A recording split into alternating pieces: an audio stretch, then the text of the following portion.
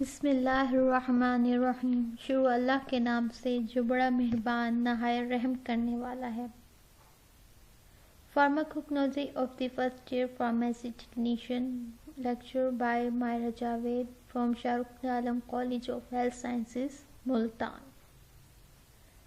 Chapter hypersensitivity. We were discussing the types of hypersensitivity. In our previous lecture, हमने discuss किया था immediate hypersensitivity, जिसे allergy hypersensitivity, type 1 hypersensitivity भी कहते हैं। आज हम डिस्कस करेंगे cytotoxic antibody dependent hypersensitivity.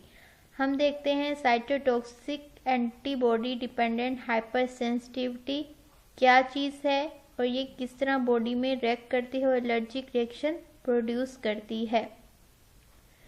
This is the types of hypersensitive reaction. हमने प्रीवियस लेक्चर में टाइप 1 डिस्कस की थी, आज हम टाइप 2 डिस्कस कर रहे हैं। टाइप 2 एंटीबॉडी को मेडिएट कौन कौन सी एंटीबॉडीज करी हैं? IgG and IgM cytotoxic antibodies इसमें रिएक्शन कर रही हैं। ये होते हैं ऑनसेट इसका कितना है, घंटों से दिन लगते हैं, यानी घंटों में ये रिएक्शन होता है या फिर दिन लगते हैं इस रिएक्शन को कैरी आउट होने में। इसकी एग्जांपल है हीमोलाइटिक एनीमिया। ये हीमोलाइटिक एनीमिया कॉज करता है टाइप 2 हाइपरसेंसिटिविटी रिएक्शन। अब देखते हैं कि ये रिएक्शन जो साइटोटॉक्सिक सेल है, ये किस तरह साइटोटॉक्सिक सेल बनता है और रिएक्शन बॉडी में प्रोड्यूस करता है। This is the comparison of hypersensitivity reaction. इसका जो रिएक्शन है वो उसकी वजह से जो डिसऑर्डर बॉडी में प्रेजेंट होगा वो क्या होगा, एरिथ्रोब्लास्टोसिस फिटालिस बेबी में, न्यूबॉर्न बेबी जो होता है उनमें अपीयर होता है। और ये जो रिएक्शन है वो कैरी आउट किन मेडिएट किन रिसेप्टर्स की वजह से हो रहा है, आईजीएम या फिर आईजीजी एंटीबॉडीज के थ्रू ये reaction cytotoxic antibody dependent reaction carry out हो रहा है। Antibody mediated cytotoxicity reaction. Antibody mediated cytotoxicity, cell damage caused by antibodies directed against cell surface antigens. In these disorder, the person produces antibodies directed against antigens present on the surface of his or own cells. इसमें क्या कहा है, जो antibody mediated cytotoxicity है इसमें क्या होता है, इसमें जो एंटीबॉडी है वो क़ुव्वत मुदाफ़त दूसरे बॉडी में क्या है, साइटोटॉक्सिसिटी प्रोड्यूस करती है, यानी कि सेल डैमेज होने लग जाता है जो कि एंटीबॉडीज़ की वजह से होता है किसी दूसरे पर्सन में। ठीक है, इसमें एग्जांपल्स के थ्रू आपको इसके बारे में पता चलेगा।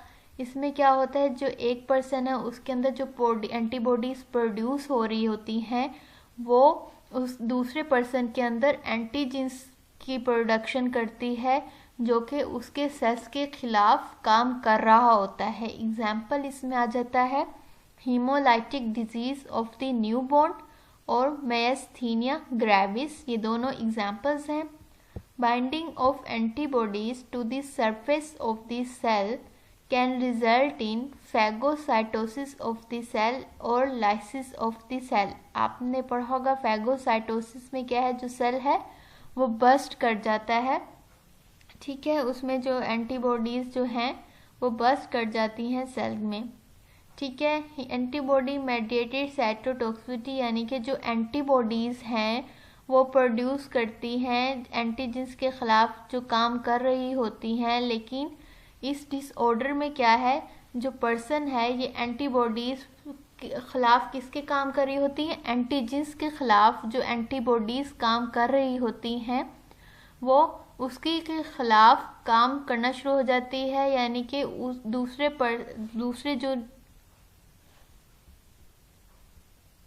जो एंटीबॉडीज़ हैं ये खुद ही साइटोटॉक्सिसिटी प्रोड्यूस करने लग जाती हैं उस पर्सन के अंदर और अबनॉर्मेलिटी उस पर्सन के अंदर काम करती हैं।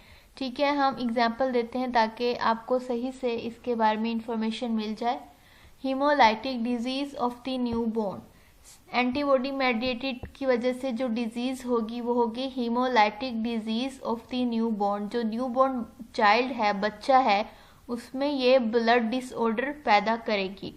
RH एंटीजेंस हमें पता है जो हमारे ब्लड ग्रुप है उसमें RH फैक्टर पाया जाता है। RH पॉजिटिव और RH नेगेटिव, जो उसकी नेगेटिव और पॉजिटिविटी कैरी आउट करती हैं, एंटीजेंस प्रेजेंट होते हैं ब्लड में। At the surface of red blood cells के ऊपर एंटीजेंस RH एंटीजेंस प्रेजेंट होते हैं। ड्यूरिंग प्रेगनेंसी, जब मदर प्रेग्नेंट होती है, there is often a tiny leakage of baby's red blood cells into the mother circulation.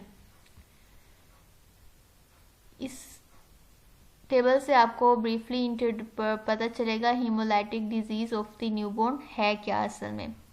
इसमें अगर मदर एक फर्स्ट प्रेगनेंसी मदर ने कंसीव की है और जो मदर है उसका जो ब्लड ग्रुप है वो RH नेगेटिव है, यानी कि जो मदर है उसका जो ब्लड ग्रुप है वो नेगेटिव में है। ठीक है, लेकिन जो फीटस है, जो बेबी है, जो न्यूबॉर्न बेबी चाइल्ड है, उसका जो ब्लड ग्रुप है वो RH पॉजिटिव में यहाँ पे पता दिखा रहा है कि यहाँ पे पॉजिटिव में फीटस का रेड ब्लड सेल है। ठीक है, रेड ब्लड सेल्स है यानी कि ब्लड उसका पॉजिटिव में है, जबकि जो मदर है उसका ब्लड ग्रुप नेगेटिव में है। ठीक है, इंटरेक्शन होगा दोनों के ब्लड ग्रुप्स में।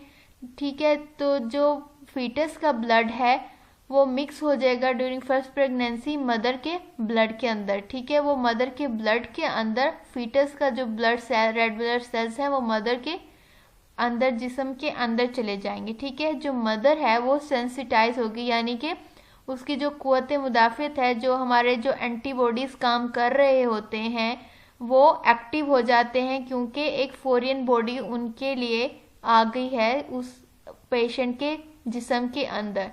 ठीक है, जिसकी वजह से जो मदर की बॉडी है उसके अंदर एंटीबॉडीज़ उस ब्लड ग्रुप के ख़िलाफ़, RH पॉजिटिव ब्लड के ख़िलाफ़ उस एंटीबॉडीज़ प्रोड्यूस होना शुरू हो जाती है। RH एंटीबॉडीज़ यहाँ पे क्या है, प्रोड्यूस होना शुरू हो जाती हैं जो RH पॉजिटिव ब्लड है उसके खिलाफ।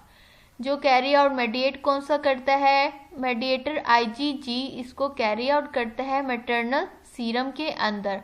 ठीक है, जब मदर सेकंड प्रेगनेंसी कंसीव करती है तो जो एंटीबॉडीज़ RH पॉजिटिव के खिलाफ बनी होती हैं, अगर फीटस जो है वो दोबारा से RH पॉजिटिव ब्लड का कैरी कर रहा है और मदर नेगेटिव ही है, तो जो ब्लड है एंटीबॉडीज़ मदर के अंदर प्रोड्यूस हुई थी वो प्लेसेंटा को, उस जो बैरियर है वो प्लेसेंटल बैरियर को क्रॉस करेगा और जो फीटल के रेड ब्लड सेल बन रहे हैं उनके साथ वो रिएक्ट कर जाएगा। ठीक है, जिसकी वजह से जो फीटस है वो लीड करेगा to haemolytic disease of the newborn हो जाएगी।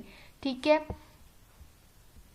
Like here is another diagram, जैसे फादर है उसका blood group RH positive father है, जबकि जो मदर है वो RH नेगेटिव मदर है जो कि कैरी कर रही है RH पॉजिटिव फीटस को, यानी कि जो चाइल्ड फीटस है वो क्या है, RH पॉजिटिव है उसका ब्लड। ठीक है, द एंटीजन, जो एंटीजेंस हैं फ्रॉम द डेवलप फीटस, जो डेवलप फीटस है, जो ब्लड है पेशेंट का, उसके जो एंटीजेंस हैं वो मदर के ब्लड के अंदर डिलीवरी के दौरान चले जाएंगे। ठीक है, यहाँ पे 2 सेल्स RH पॉजिटिव दिखा रहा है, वो मदर के अंदर चले गए। In response to the foetal RH antigens the mother will produce anti-RH antibodies. ठीक है, देख हमारे जिस्म के अंदर एंटीबॉडीज होती हैं, वो जैसे ही देखती हैं कि कोई फॉरेन सब्सटेंस आ रहा है तो वो एंटीबॉडीज प्रोड्यूस उस चीज़ के खिलाफ करना शुरू हो जाती हैं। ठीक है, जैसे ही बॉडी ने देखा कि कोई फॉरेन पार्टिकल उसके जिस्म के अंदर आ रहा है, यानी कि कोई और ब्लड ग्रुप उसके जिस्म के अंदर दाखिल हो रहा है, तो वो anti-RH एंटीबॉडीज़ उस ब्लड के खिलाफ बनाना शुरू कर देंगी। If the woman becomes pregnant with other RH positive foetus, अगर जो वही औरत जो मदर है वो दोबारा से प्रेग्नेंट हुई है लेकिन इस दफ़ा जो फीटस है उसका RH नेगेटिव की बजाय दोबारा से RH पॉजिटिव फीटस है, उसका ब्लड ग्रुप पॉजिटिव है, तो जो एंटीबॉडीज़ मदर के अंदर फर्स्ट प्रेगनेंसी के दौरान बनी हुई थी वो प्लेसेंटा को क्रॉस करेंगी और उस जो चाइल्ड है सेकंड जो फीटस है उसके रेड ब्लड सेल्स के अंदर जाकर मिक्स हो जाएगी और उस फीटल के रेड ब्लड सेल्स को डैमेज कर देगी, जिसकी वजह से क्या सिम्टम्स अपीयर होंगे। जो यह हमारे पास एक हेल्दी बेबी होता है, जबकि जो वो बेबी बोर्न होगा तो उसको हो सकता है स्वेयर जॉन्डस हो, यानी कि जॉन्डस हुआ हो, उसको हो सकता है कि उसका जो लीवर है वो स्वोलन हो, सूजा हुआ हो, स्वेयर एब्डोमिनल स्वेलिंग हो, ऐसे पेट फूला हुआ हो, तो इसको हम कहते हैं haemolytic disease of the newborn. जो न्यूबॉर्न चाइल्ड है उसमें किसी किस्म की अबनॉर्मैलिटी प्रेजेंट हो।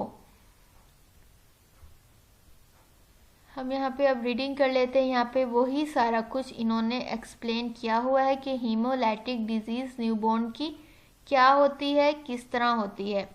During pregnancy there is often a tiny leakage of the baby's red blood cells into the mother circulation. ठीक है, अगर मदर RH नेगेटिव है, अगर बेबी RH पॉजिटिव है, तो जो बेबी के रेड ब्लड सेल्स हैं वो मदर की सर्कुलेशन, जो रेड ब्लड सर्कुलेशन है उसमें जा चले जाएंगे। ठीक है, if the baby is RH positive having inherited the trait from his father, अगर फादर पॉजिटिव थे और वो बेबी ने वो मदर का ट्रेट लेने के बजाय फादर से लिया है और वो पॉजिटिव है और मदर RH नेगेटिव है, तो ये जो रेड ब्लड सेल्स हैं ये दूसरी के ब्लड के खिलाफ एंटीबॉडीज प्रोड्यूस करना शुरू कर देंगे against the RH antigen. The antibodies usually of the IgG class, जो एंटीबॉडीज है ये IgG क्लास को लेकर मेडिएट करती है, यानी कि रिसेप्टर इन्हें कैरी करता है।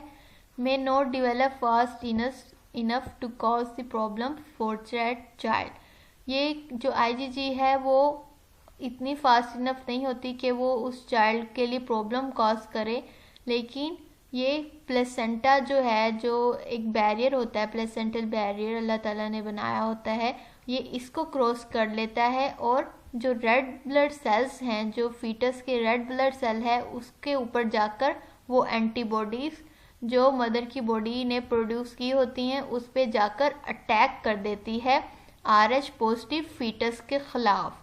ठीक है, जिसकी वजह से RH डिजीज न्यूबॉर्न चाइल्ड में होती है और न्यूबॉर्न चाइल्ड में अबनॉर्मैलिटी प्रेजेंट होती है। This was all about the haemolytic disease of the newborn.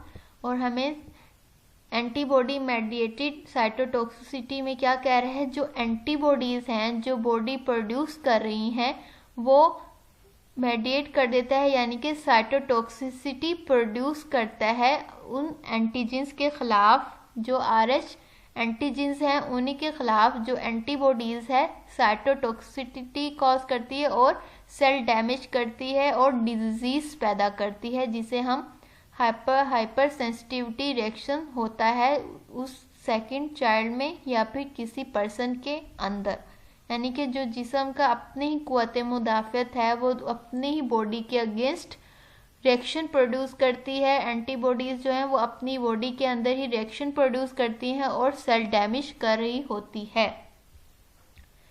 Another disease is myasthenia gravis. Myasthenia gravis क्या होता है? The hallmark of this autoimmune disorder is the weakness of the skeletal muscles, especially those in the upper part of the body. Myasthenia gravis में ये एक auto immune disorder है जिसमें जो skeletal muscles हैं उसकी वीकनेस होती है, वो प्रॉपरली काम नहीं कर रहे होते। ये specially upper part of the body में होते हैं, यानी कि मोस्टली फेस का जो एरिया है वहाँ पे ये डिसऑर्डर काम कर रहा होता है, यानी कि जो कुछ मसल्स हैं वो प्रॉपरली फंक्शन नहीं कर रहे होते। एग्जांपल्स देख लेते हैं जिससे आपको पता चल जाए। Like this is the myasthenia gravis patient, जिसमें यहाँ पे स्मूथिंग, जैसे हम यहाँ पे एक साइड पे एक फर्म फेस स्ट्रक्चर है, लेकिन जहाँ पे स्केलेटल मसल्स हैं वो प्रॉपरली ब्रेन ने उन्हें कैरी आउट किया हुआ है। लेकिन यहाँ पे इस एरिया में क्या है, आईब्रो ड्रॉप हुई हुई है, जो स्केलेटल मसल है वो उसको प्रॉपर शेप नहीं मेंटेन कर पा रहा।